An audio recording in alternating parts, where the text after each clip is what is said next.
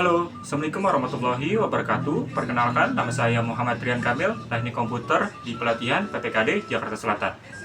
Malam hari ini saya akan menjelaskan apa saja tools yang digunakan untuk perakit komputer. Selanjutnya, bagaimana cara merakit komputer. Dan selanjutnya, bagaimana cara memasuki menu BIOS. Oke, mari kita lihat.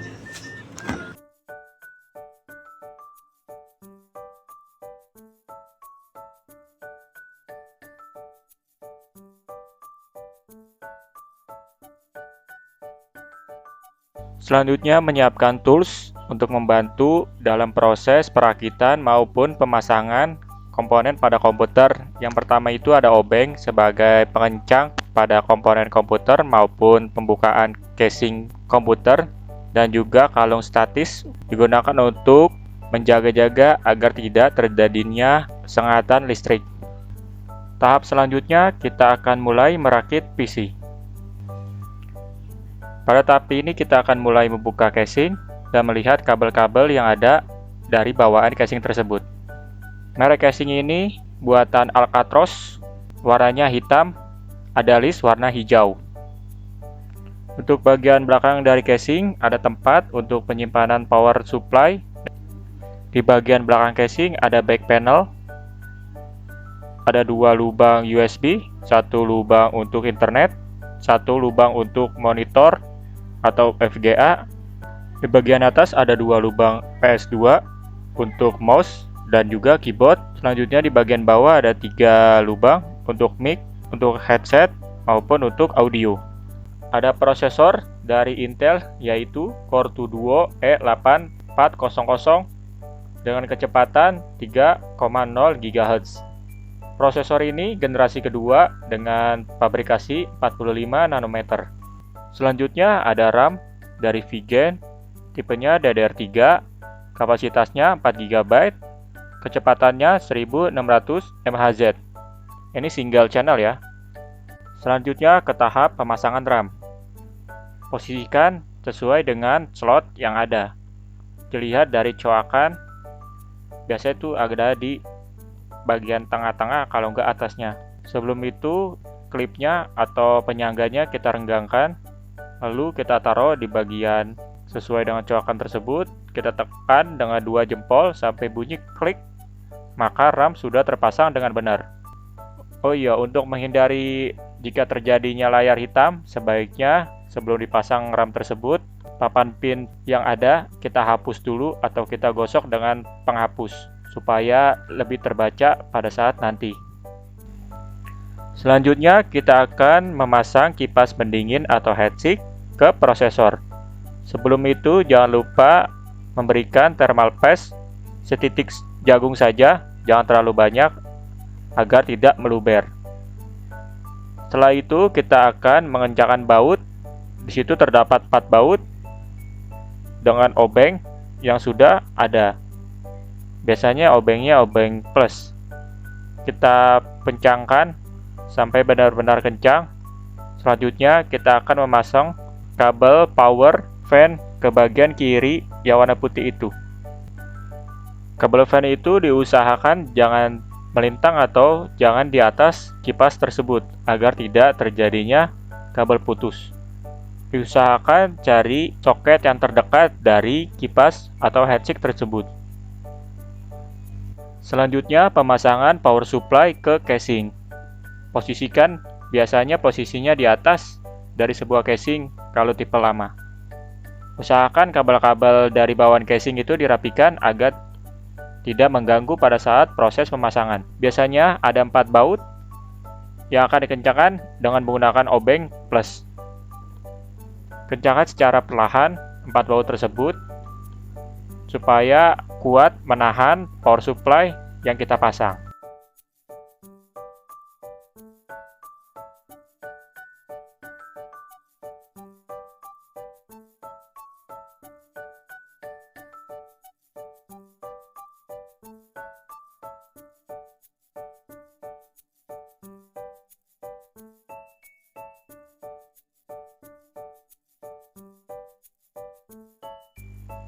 Selanjutnya kita akan memasang optical drive CD ataupun DVD.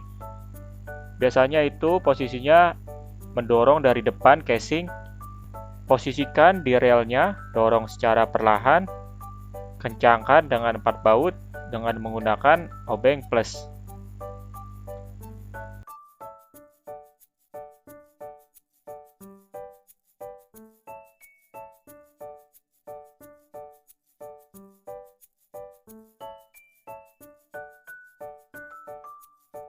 Selanjutnya, kita akan memasang SSD WD Green di bawah dari posisi optical drive. Di situ ada 2 lubang, nanti dikencangkan dengan 2 baut dengan obeng plus. Kencangkan secara perlahan saja sampai benar-benar kuat, tidak goyang. Selanjutnya, kita akan memasang SSD kedua, yaitu VGen 1 TB. Posisinya itu di bawah dari SSD pertama. Kita sesuaikan posisinya, sesuaikan dengan lubang, nanti dikencangkan dengan 2 baut dengan obeng plus.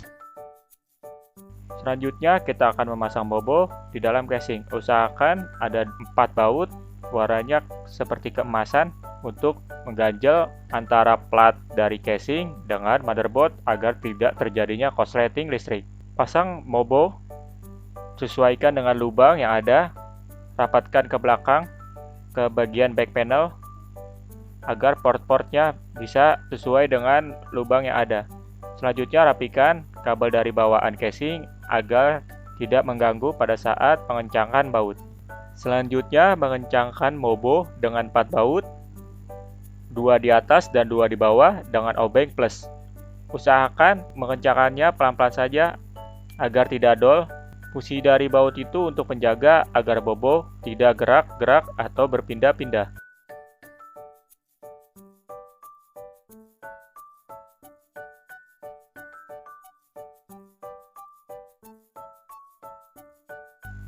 Selanjutnya ke tahap pemasangan kabel-kabel ke komponen dalam komputer.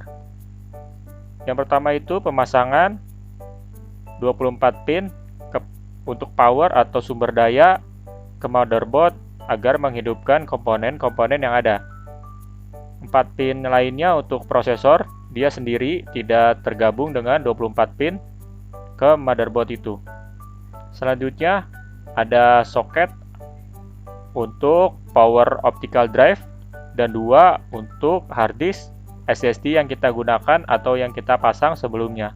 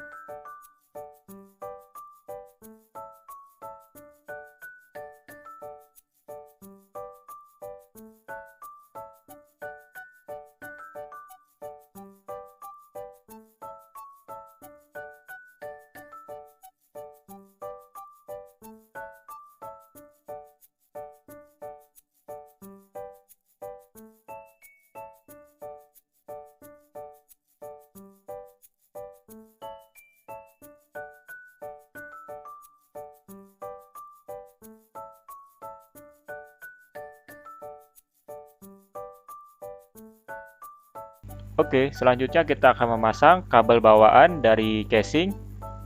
Yang pertama itu untuk audio, biasanya itu ada di posisi bawah yang banyak warnanya.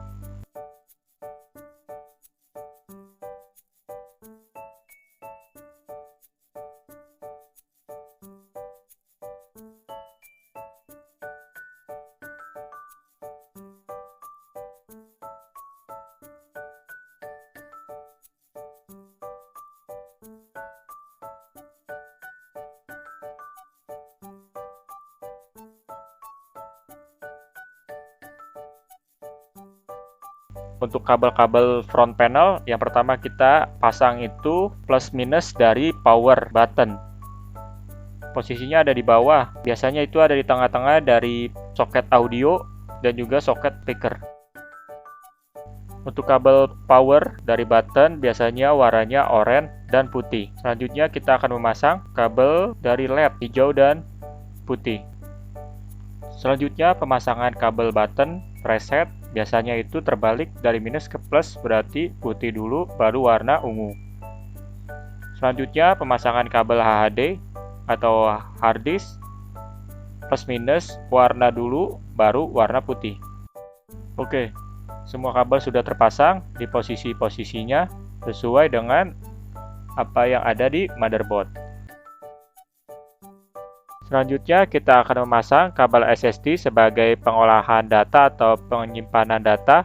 Yang pertama, kabel pertama ke SSD pertama, lalu colok di bagian bawah dari motherboard, biasanya itu warna biru. Yang kedua untuk SSD nomor 2. Kita colok dulu. Lalu kita colok di bagian motherboardnya. Itu juga soketnya warna biru. Usahakan tekannya agak kencangan supaya bisa masuk ke deteksi atau dikenal di BIOS. Selanjutnya kita akan merapikan kabel-kabel agar terlihat bagus dalam kabel manajemen. Biasanya menggunakan kabel TIS, jika tidak ada, bisa menggunakan kabel RJ45 atau kabel internet yang digunting untuk mengencangkan kabel-kabel itu agar terlihat lebih rapi. Setelah pemasangan dan perakitan selesai, selanjutnya kita akan uji coba dengan memasang beberapa kabel-kabel. Yang pertama itu kabel USB untuk USB mouse dan juga USB keyboard. Selanjutnya ke kabel RJ45 untuk internet. Dan selanjutnya yang kabel biru itu untuk FGA yang akan menampilkan informasi atau tampilan ke layar.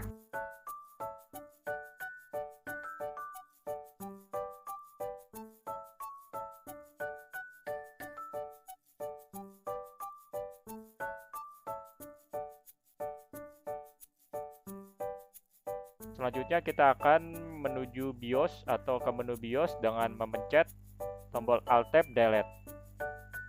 Selanjutnya kita akan masuk ke menu BIOS dengan menekan tombol F1 atau Delete.